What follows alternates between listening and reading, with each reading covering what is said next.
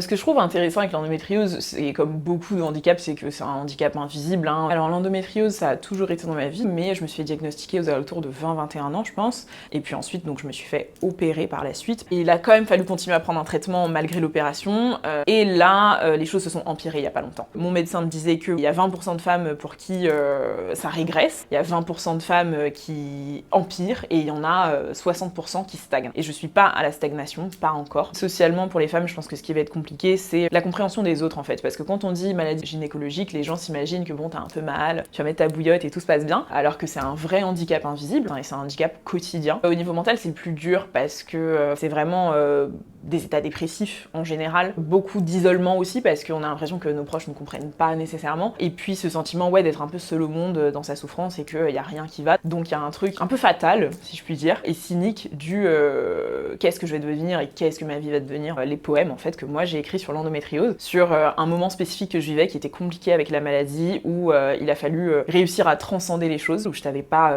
comment me situer, comment j'allais vivre mon quotidien, et donc j'ai fait ces écrits de façon un peu cathartique, thérapeutique, pour aller mieux. Donc j'avais envie de rendre visible ce qui ne l'est pas, et donc la maladie, les symptômes, ce qu'on vit, et les personnes.